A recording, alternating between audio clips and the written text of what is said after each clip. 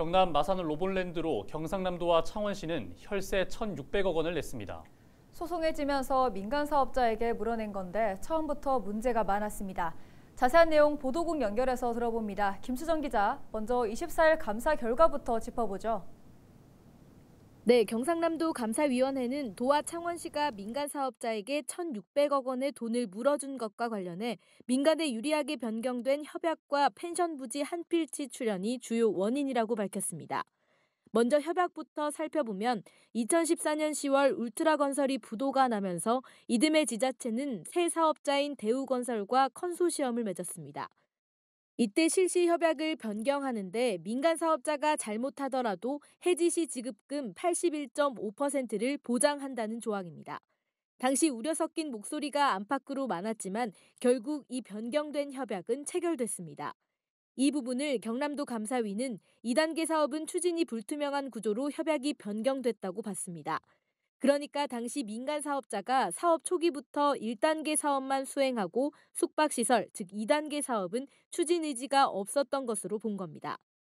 게다가 두 번째 이유인 펜션 부지 한 필지 출연 부분은 아예 협약 해지의 빌미를 제공했다고 봤는데요. 창원시가 사업비 분담금 일부를 대신해 부지를 출연해야 하지만 과도한 법리 검토 등 소극적인 행동으로 시간을 끌면서 실시 협약이 해지되게끔 했다고 말했습니다. 네, 이렇게 되면 결국 책임져야 할 사람은 책임을 져야 될 것 같은데요. 소송에 지면서 혈세가 낭비되기도 했습니다. 관련자 처벌은 어떻게 됐습니까? 문제는 정확하게 책임을 질 사람이 없다는 겁니다. 2015년 협약이 변경될 때부터 지금까지 지자체장은 3번이나 바뀌었는데요. 당시 핵심 간부들 가운데서도 퇴직자가 많습니다. 그래서 단순 실무진 징계에 그칠 것으로 보입니다. 이번 감사 결과로 로봇랜드 재단에서는 4명, 창원시 1명, 경남도 1명만 중징계를 받습니다.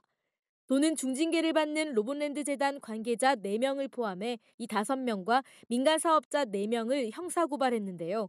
이들은 설계를 변경하거나 물량비를 높게 잡아서 공사비를 부풀려 받은 사람들입니다. 관련자 중 가장 책임이 무거운 6명은 중징계, 9명은 갱징계 요구하고 19명은 훈계 등 조치하였으며 재단의 위법부당한 업무 처리 사실에 대해서는 업무상 배임 등의 행위로 행사 고발할 방침입니다. 네, 지자체가 구상권을 청구할 수도 있겠지만 아직은 조심스럽습니다. 네, 지자체가 구상권을 청구할 수도 있겠지만 아직은 조심스럽습니다. 도감사위는 우선 형사고발을 먼저 한 상태고 추후 범죄 행위가 어느 정도 입증된다면 구상권 문제나 후속 조치를 이어가겠다는 뜻을 전했습니다. 사실 앞으로가 더 걱정입니다. 아무래도 관심은 로봇랜드 정상화일 텐데요. 이렇게 혈세가 투입된 로봇랜드는 먼저 관광 숙박시설이 들어가는 중단된 2단계 사업이 다시 진행돼야 할 텐데 그러려면 민간 사업자가 나타나야 합니다. 민간에서 3천억 원이 넘는 돈을 투입해야 하는데 매년 적자를 이어왔던 로봇랜드를 두고 선뜻 사업자가 나서기란 쉽지 않아 보입니다. 네, 모두 한 목소리로 정상화를 바라고 있는데 테마파크의 수익성을 담보로 2단계 사업이 재개할 수 있을지 지켜봐야겠습니다. 지금까지 보도국 지금의 김수정 기자였습니다.